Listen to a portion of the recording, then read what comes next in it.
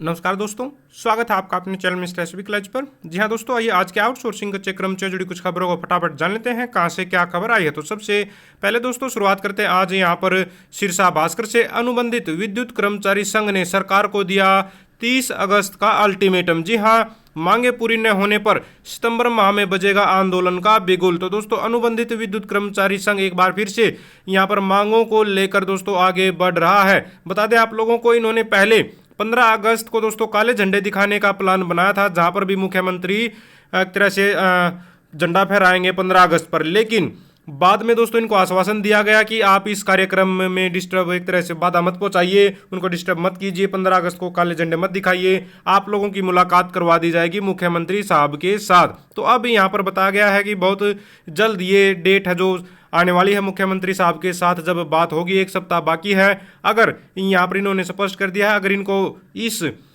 Meeting में नहीं बुलाया जाता है, मिलवाया नहीं जाता है मुख्यमंत्री साहब से और इनकी मांगों को पूरा नहीं किया जाता है, तो ये सितंबर में धरना स्टार्ट कर देंगे। इनका यहाँ पर आरोप है कि पिछले 3 साल से वेतन में बढ़ोतरी नहीं हुई है, न ही जोखिम भत्ता वगैरह इनको दिया जाता है।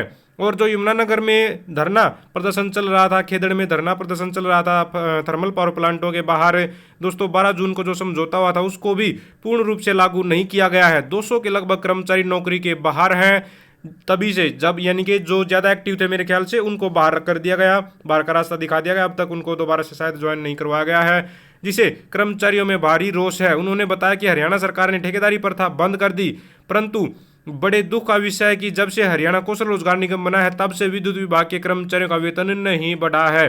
सिर्फ विद्युत विभाग के नहीं दोस्तों, ये तो किसी का ही नहीं बढ़ा है जब से कौशल रोजगार निगम बना है। तो हरियाणा के लाखों जो कच्चे कर्मचारी हैं वो इंतजार कर रहे हैं कब इनका वेतन बढ़ेगा, कब सैलरी बढ़ेगी। हालांकि हर साल बढ़ाने का इनको आश्वासन एक तरह से कर्मचारी को दिया गया था। ये बोला गया था कि हर साल सैलरी बढ़ेगी 5% के हिसाब से, लेकिन अब तक ऐसा कुछ देखने में नहीं आया है। यहाँ पर बता दें आप लोगों को, कर्मचारियों का दावा है कि पिछले 10 से 15 सालों से कर्मचारी लगातार काम कर रहे हैं, लेकिन सरकार के पास उनके लिए कोई किसी प्रकार की नीति नहीं है पक्का करने की।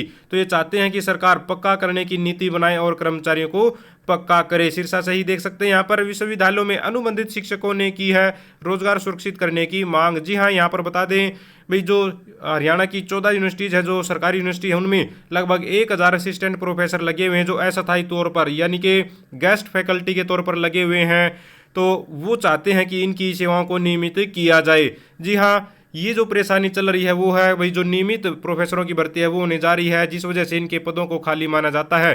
तो नियमित प्रोफेसरों की भर्ती होगी तो सिंपल सी बात है, इनकी जगह पर, क्योंकि सैंक्शन पोस्ट पर काम कर रहे हैं, तो इनकी जगह पर अगर पक्का कर्मचारी आएगा तो इनकी नौकरी पर तलवार लटक जाएगी, जिसे कर्मचारियों में भय का माहौल है। तो ये चाहते हैं कि यहाँ पर इनकी नौकरी को सुरक्षित करे सरकार पॉलिसी बनाकर। तो चाहे गेस्ट टीचर हैं या फिर स्कूलों में जो काम करने वाले या फिर जो लेक्चरर हैं यूनिवर्सिटी में काम करने वाले, अनुबंध पर अगर काम करें तो उनके सामने सबसे बड़ी परेशानी यही है कि उनकी नौकरी सुरक्षित नहीं है। फतेहाबाद भास्कर से देख लीजिए, नगरपालिका के सफाई कर्मचारी को बैंक खाते में मिलेगी वर्दी की पेमेंट, अब नहीं करना पड़ेगा टेंडर का इंतजार। जी हाँ, इससे पहले टेंडर के माध्यम से मिलते थे, लेकिन अब यहाँ पर नई व्यवस्था लागू कर दी गई है। नगरपालिका जो सफाई कर्मचारी हैं उनके अकाउंट में हर महीने 440 रुपये आया करेंगे दोस्तों यहाँ पर ड्रेस के लिए। तो देखते हैं क्या कुछ रहेगा, ये सफल रहेगा इनका प्रयोग या नहीं रहेगा। इससे पहले बताया गया है 2000 रुपये खर्चा आता था एक वर्दी पर और साल में 2000 रुपये एक तरह से जो वर्दी है उसको 2 वर्दी इनको दी जाती थी। तो काफ़ी कुछ खर्चा जो आ जाता था, अब उसको डिवाइड करके हर महीने 400 जो 40 रुपये हैं वो दिए जाने का प्रावधान यहाँ पर किया गया है।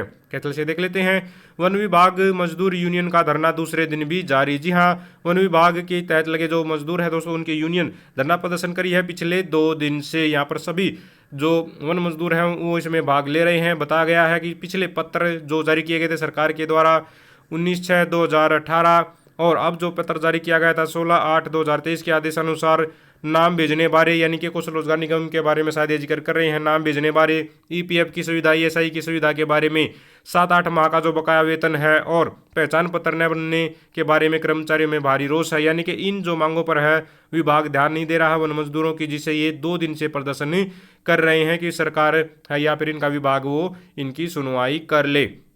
और एक और खबर देख लीजिए, यहाँ पर संविदा महिला कर्मी भी मातृत्व लाभ की हकदार। जी हाँ, जो मातृत्व लाभ मिलता है महिला कर्मचारियों को, यहाँ पर हाईकोर्ट का इन्होंने बताया है, भाई आदेश है कि कर्मचारी, महिला कर्मचारी चाहे नियमित है यानी कि पक्की है या फिर कच्ची नौकरी कर रही है, उन सभी को बराबर का हक है मातृत्व लाभ जो मिलता है अधिनियम 217 के तहत।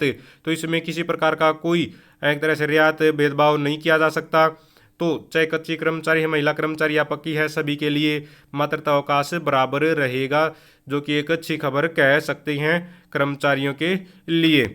आगे देख लेते हैं चरखी दादरी भास्कर से, देख लीजिए सरकार के कर्मचारी विरोधी रवैये को लेकर 28 को रोहतक में होगा प्रदर्शन। जी हाँ दोस्तों, रोहतक में प्रदर्शन होने जा रहा है। सर्व कर्मचारी संघ के द्वारा सर्व कर्मचारी संघ मांगों और समस्याओं को लेकर सौंपेगा ज्ञापन। तो यहाँ पर एक बार फिर से सर्व कर्मचारी संघ रोहतक में ज्ञापन देने जा रहा है। 28 अगस्त को रोहतक कमिश्नरी कार्यालय में जोन स्तरीय प्रदर्शन को लेकर चर्चा यहाँ पर की गई है।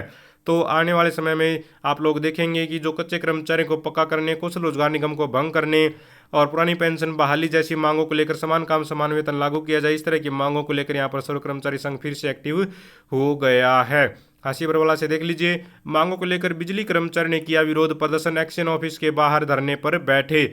धरने में सब अर्बन, उमरा, सिसाई, मुंडाल, नारनौद के कर्मचारी हुए हैं शामिल। तो यहाँ पर दोस्तों all Haryana power corporation worker union के द्वारा ये प्रदर्शन किया गया है। इन्होंने भी दोस्तों यहाँ पर कच्चे कर्मचारियों को पक्का करने, हरियाणा कौशल रोजगार निगम को भंग करने, पावर बिल 2022 वापिस लेने जैसी मांगे उठाई हैं और यहाँ पर धरना स्टार्ट कर दिया है। All Haryana power corporation worker से जुड़े हुए कर्मचारी हैं।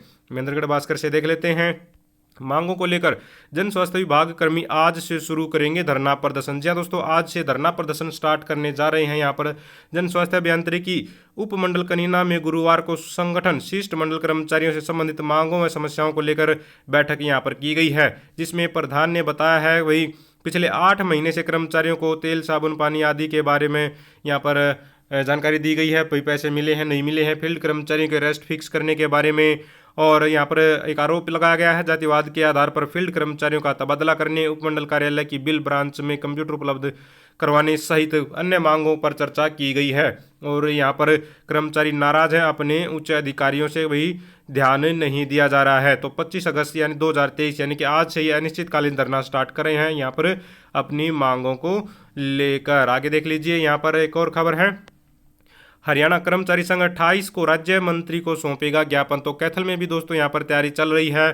जो सर्व कर्मचारी संघ हरियाणा है उसकी तरफ से 28 तारीख को राज्य मंत्री को ज्ञापन सौंपने की अपनी मांगों को लेकर। और कैथल से ही यहाँ पर आशा वर्करों के साथ सरकार का व्यवहार भेदभाव वाला। जी हाँ, आशा वर्कर लगातार प्रदर्शन पर बैठे हुए हैं। 29 तारीख तक इन्होंने अपना प्रदर्शन बढ़ाया हुआ है, हड़ताल बढ़ाई हुई है और 28 तारीख को ये दोस्तों विधानसभा का घेराव करने का भी प्लान बना रही हैं। आशा वर्करों का आरोप है केवल 4,000 रुपये मासिक मानदेय इनको मिलता है, जो प्रदेश में सबसे कम है। तो ये चाहती हैं कि इनके वेतन 26,000 रुपये किया जाए और सरकारी कर्मचारी का दर्जा दिया जाए या फिर समान काम समान वेतन लागू किया जाए।